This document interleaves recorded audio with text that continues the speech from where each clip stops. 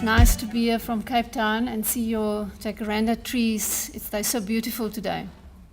Okay, so I want to start off by asking you, do educators and schools have an informed role to play in the lives of students struggling with unprocessed traumatic memories other than providing cognitive learning experiences? What is your opinion?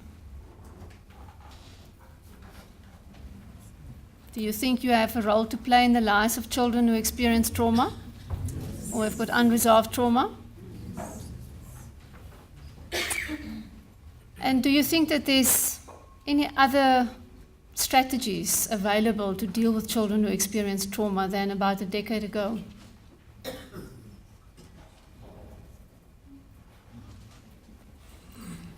And what do you say would you know about the brain, early childhood development, and trauma? Any of you? Would you say that you would think that there's a link between it? So let me tell you a little bit, besides what you said about my background and why trauma is so important and that we know about it and the development of the brain, is when I was managing the children's home or child and youth care center for these abused girls. When they come to the home, obviously, and being referred there and placed there by the children's court, no one wants to have anything to do with them. So what do they do when they get angry? They act out and they break property, which I'm sure happens at a lot of the schools as well. And my experience was that most of these girls were very early on in their life being diagnosed by psychiatrists with either ADHD, defiant personality disorders, borderline, but no one took the time and the trouble to look at the trauma that they've experienced already. And as each one of you sitting here and myself standing here, we each come with our own set of trauma and our own set of happenings in your life that sort of give you the triggers and the lens that you look at life through. So that's when I started my research on trauma. And now that I work in an organization that also deals with human trafficking, we are often called about the fact that victims of human trafficking, and for that matter, victims of violence or any crime, can't speak, or the hawks and the police are saying, but why can't this person give me an accurate statement?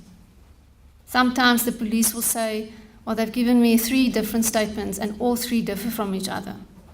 A big part of my message to you today is, and I know when I gave this talk in Cape Town, most of the teachers were speaking about the fact that you don't have the time because your classes are too full, you've got 38 to 40 children in the class, and how are you supposed to manage this?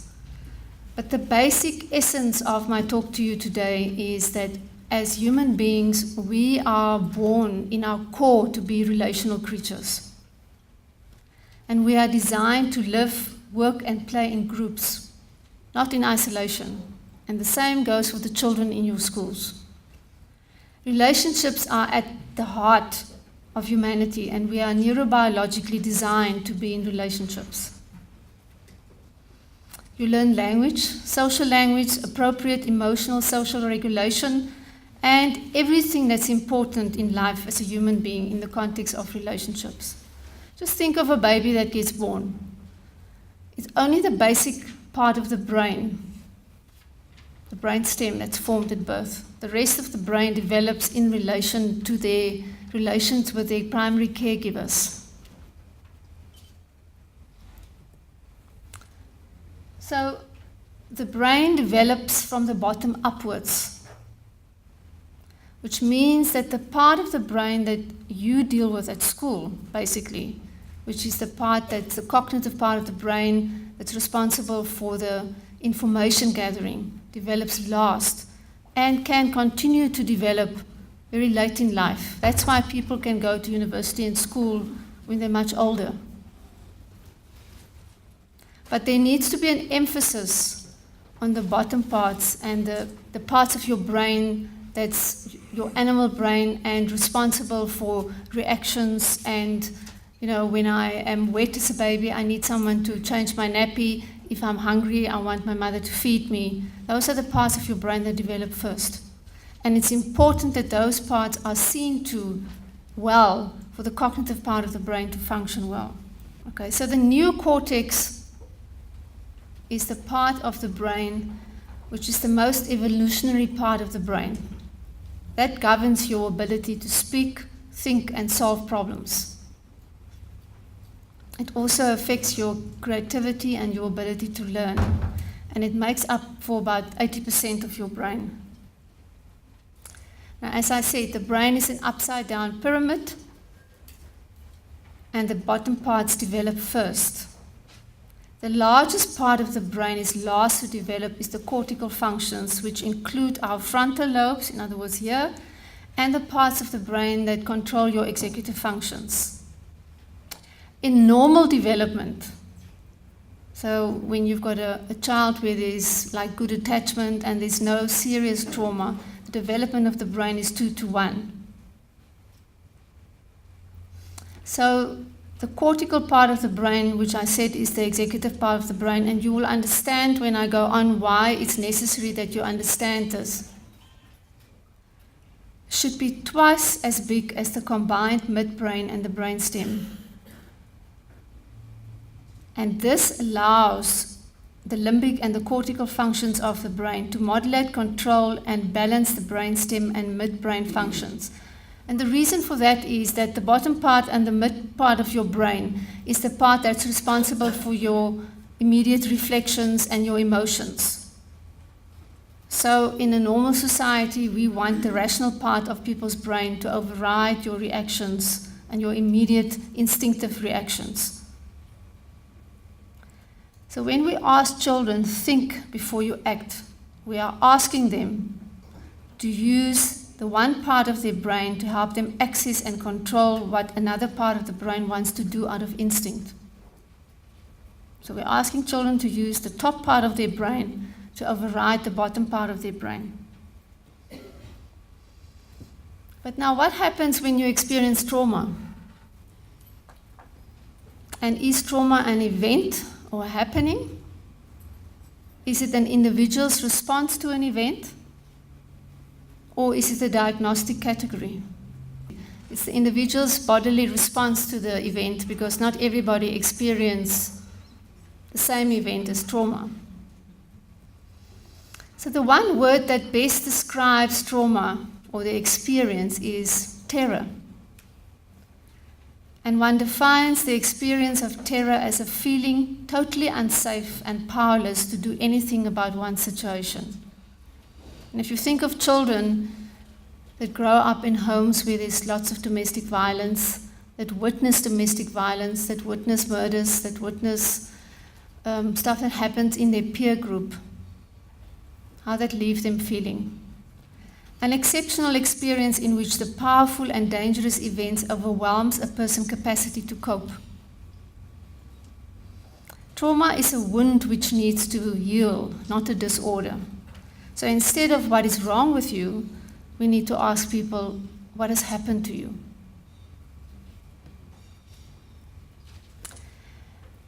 Now this for me is actually the most important slide of the whole talk. So when everything goes well in your life, the bottom part of your brain is supposed to be the smallest, your survival part. Because information comes in and it actually goes to your neocortex where you make sense of it. So if there's now smoke here, it goes to your neocortex, which rationally will say to you, is there danger here or not? But when a person experiences trauma, and a child specifically, the brain is upside down. In other words, your survival part of your brain is the biggest. Which means, and this is important for you guys to remember in terms of learning, is that the children that you work with, their brain is not functioning the way that other brains function. The survival part of their brain, the part that's responsible for regulation and their emotions, is actually the biggest thing. So when children experience trauma, the brainstem, or the midbrain portion of the brain, seems to be overdeveloped. And children will have an overdeveloped safety and stress response and act more impulsively, even though the thinking, feeling part of the brain may be normally sized. When children experience neglect, they often did not develop the thinking, feeling parts of the brain, resulting in underdevelopment of the higher reasoning parts of the brain. Now, just that phrase alone tells you why it's so important that there needs to be time spent in early childhood development on relations and self-regulation from the caretaker to the child. So neglect and trauma means that there's overdevelopment of the brainstem and the midbrain and underdevelopment of the cortical part. Trauma and neglect leads that the child's brain develops in a survival style to help him stay safe. In other words, if a child has never had a caretaker where there's been good attachment, they learn that the world is a dangerous place. And the brain immediately goes into a survival mechanism. Children are being wired for survival. They're being impulsive, anxious, acting from instinct instead of reason, and not able to identify or understand feelings. Because you learn your way to self-regulate and empathy from your primary caregiver. If your brain is wired for survival, all you are thinking at that moment is, how am I going to get out of this? How am I going to survive this? And this is what happens with children when they experience trauma. So then the part of their brain that's responsible for higher thinking and working through information and retaining of information actually shuts down when they experience trauma. It goes offline. So when you deal with a child in class who have to study maths or history or is disruptive and they experience trauma at home, it doesn't help that you tell them, yeah, but why didn't you do your homework, or what's happening to you today? You need to first enter into that child's world of emotions and sensations. Because that part, if you know now as I show you the pyramid, is the part that's the biggest at that point in time.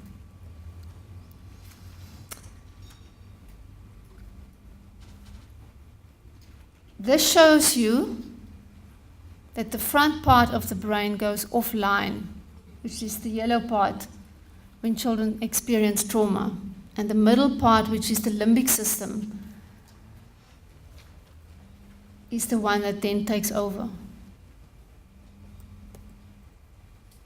So in the limbic system, there is what they call the amygdala, and that is the part of the brain which is almost like a fire alarm.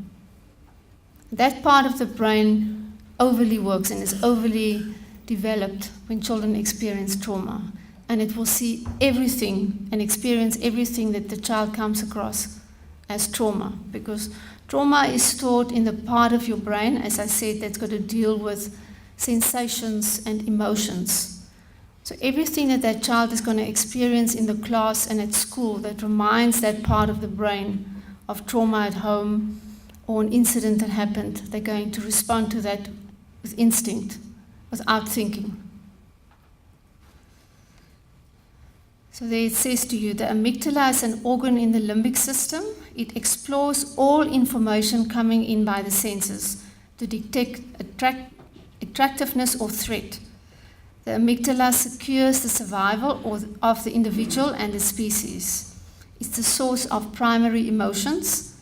In the presence of danger, higher thinking is short-circuit and hormones are produced in the hypothalamus. This leads to fight, flight, and freeze reactions. Now think of a child that grows up in a home where there's everyday domestic violence.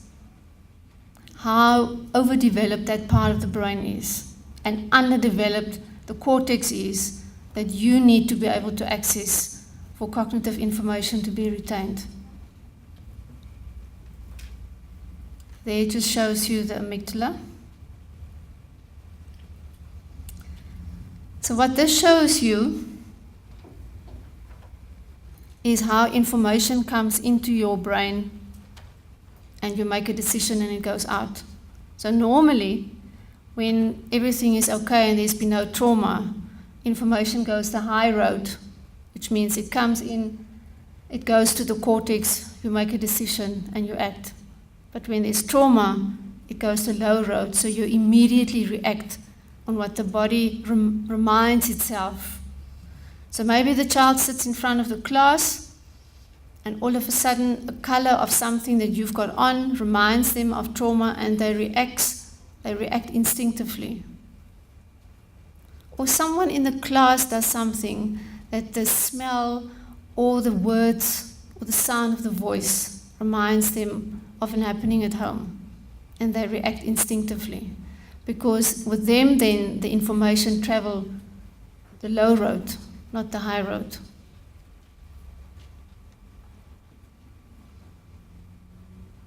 So this just shows you better how the cortex is disabled when children experience trauma.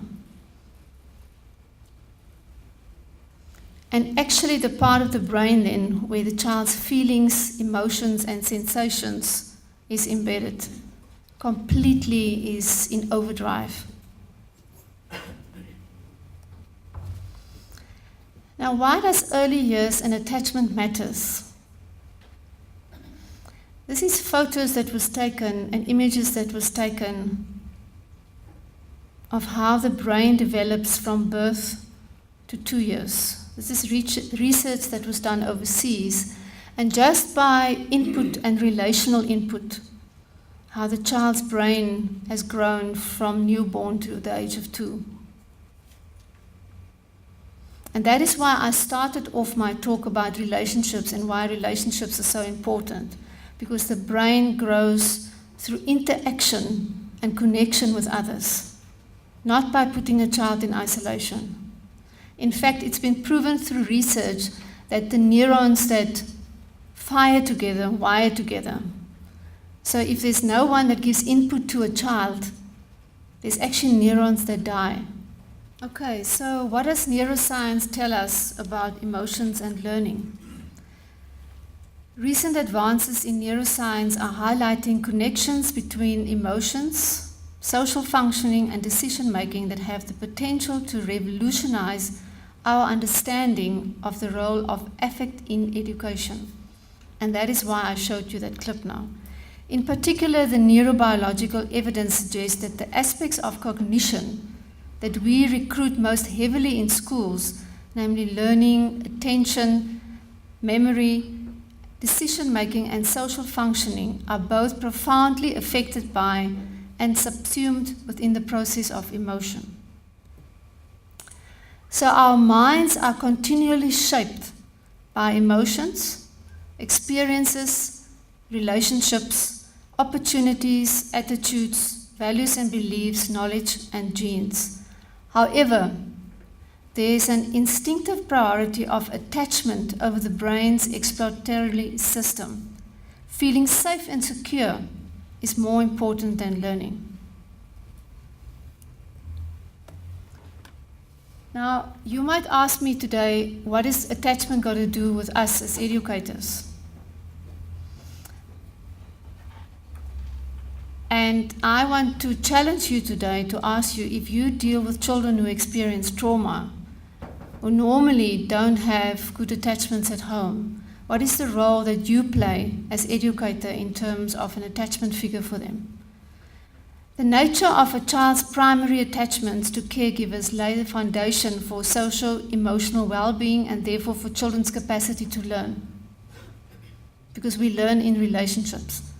Secure attachment and secure attachment relationships correlate strongly with higher academic attainment, better self-regulation and social competence. Now, if you think about what I've already shared, those are the parts of the brain which develop first. So if they're not well developed, it immediately affects learning. Secure attachment support mental processes that enable the child to regulate emotions, reduce fear, attune to others, have self-understanding and insight, empathy for others, and appropriate moral reasoning. Think about the children in your schools that you deal with. who have trauma in their lives, and all of these above will be evident. Insecure attachments can have unfortunate consequences. If a child cannot rely on an adult to respond to their needs in times of stress, they are unable to learn how to soothe themselves, manage their emotions, and engage in reciprocal relationships. A child's initial dependence on others for protection provides them the experience and skills to help a child cope with frustrations, develop self-confidence, and pro-social relationships. All qualities necessary to promote positive engagement with learning.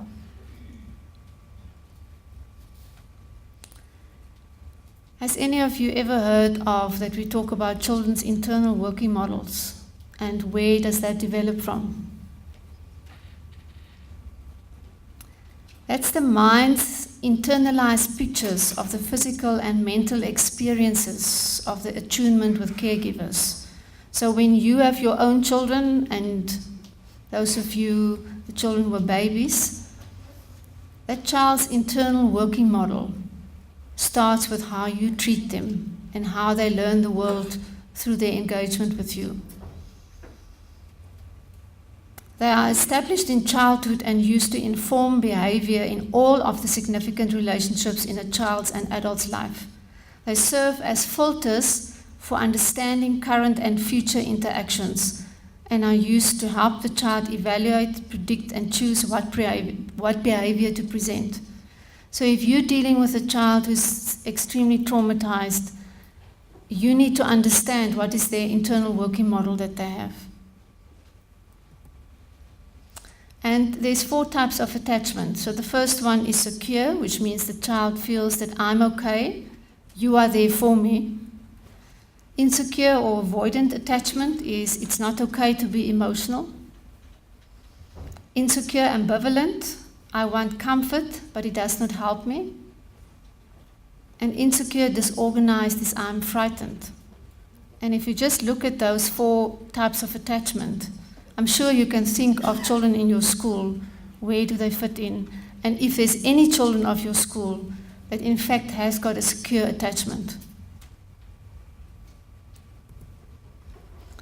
So the neuronal networks in your brain, our minds are complex systems constrained in their activity by neuronal connections which are determined by both constitution and experience.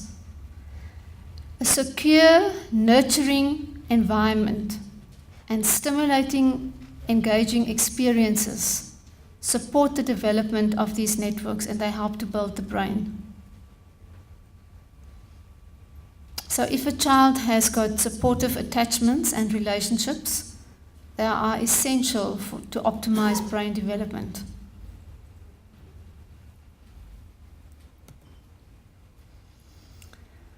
What does toxic stress do to the children that we work with?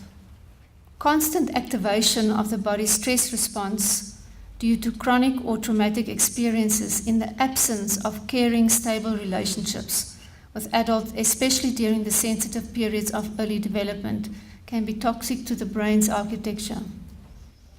Connections in the brain are reduced and lost through toxic stress. Fewer connections means it's more difficult to utilize the brain's capacity and learn effectively.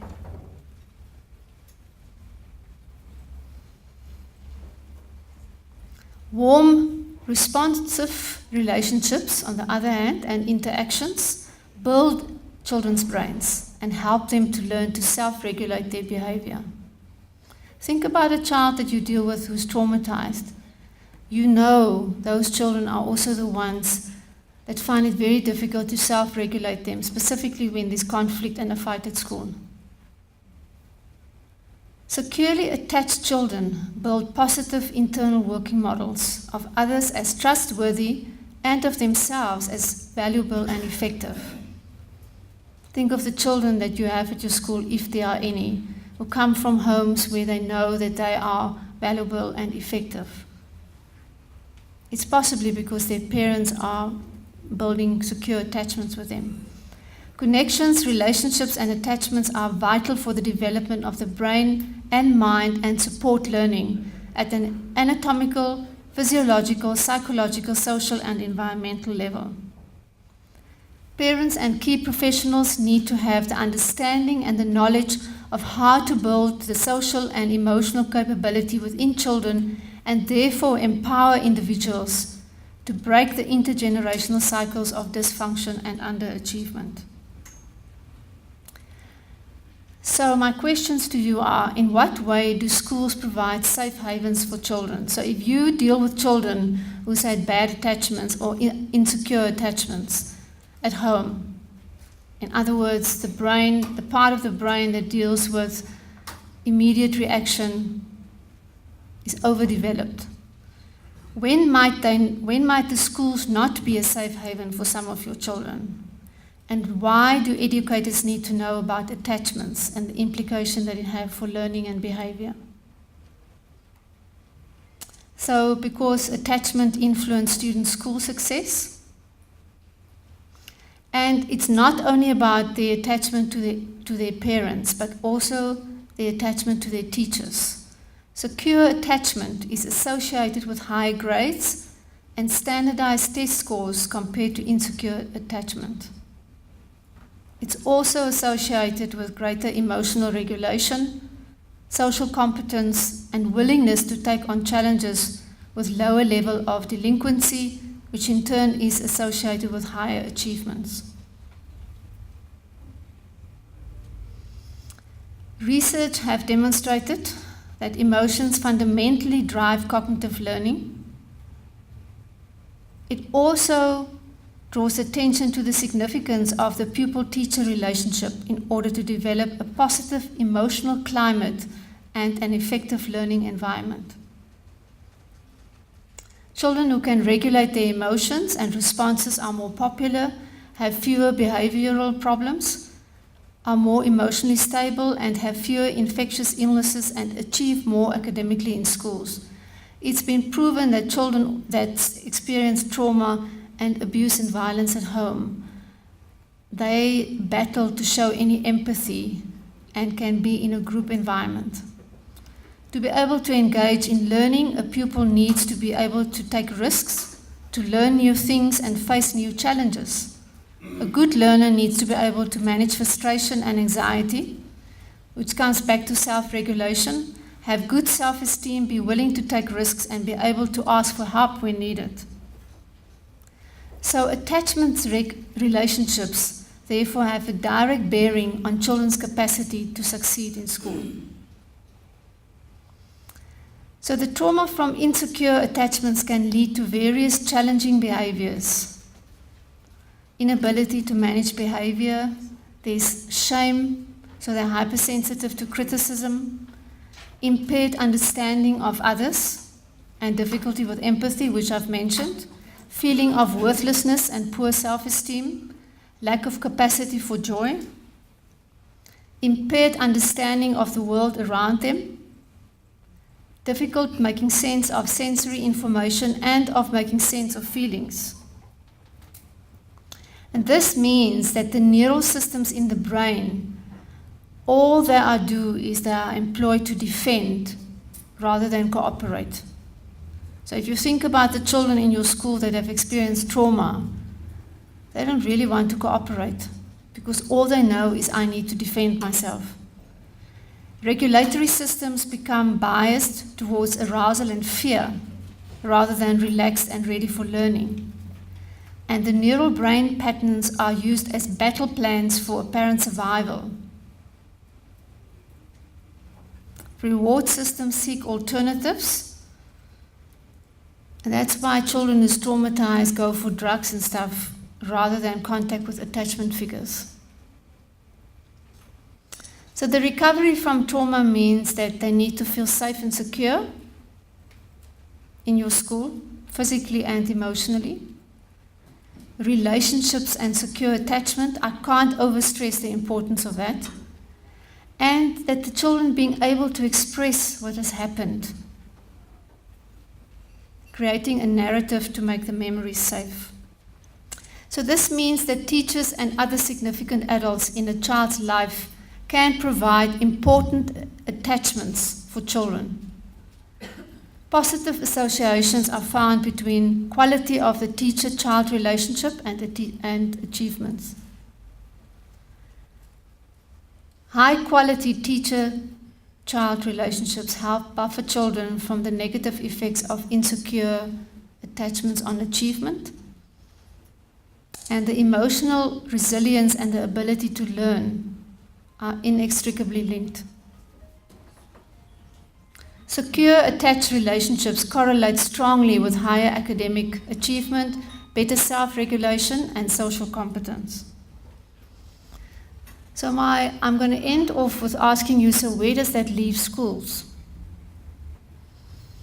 Schools are children's communities.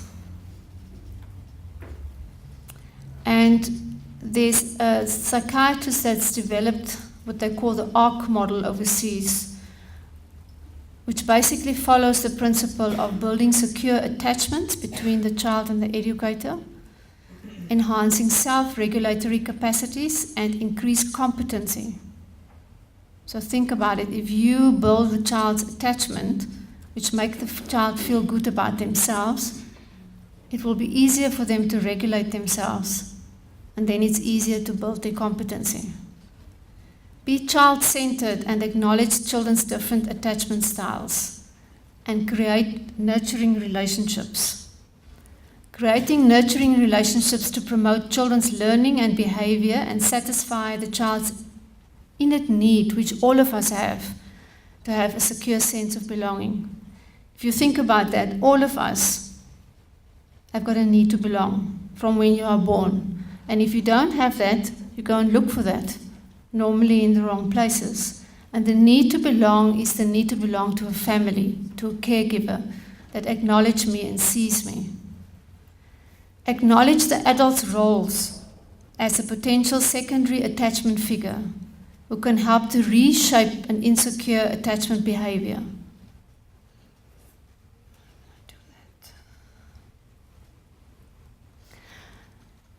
Teach the child to recognize the differences in his body when traumatized versus relaxed. Body awareness and control leads to self-regulation. And a trauma-informed school environment is not about creating a milieu a traumatized child can fit into, but allowing the child to discover those parts of the milieu that physiologically, neurologically feel the safest. So the whole issue here again is, where does this child feel safe? We cannot possibly assume we know what is best for a traumatized child until we can see what he sees when he looks at himself, sees what he sees as he looks at those around him, what he sees when he looks at the environment. Trauma surviving says, I must do something to let you know that I'm terrified. I will do whatever I need to do to control you and control your responses in order to survive. I will fight any experience, any activity, any person that I can see as a threat to me. Any person that tries to control me, because if I let you control me, I'm vulnerable to your abuse, abandonment again and again. This is what traumatized children's internal working model tell themselves.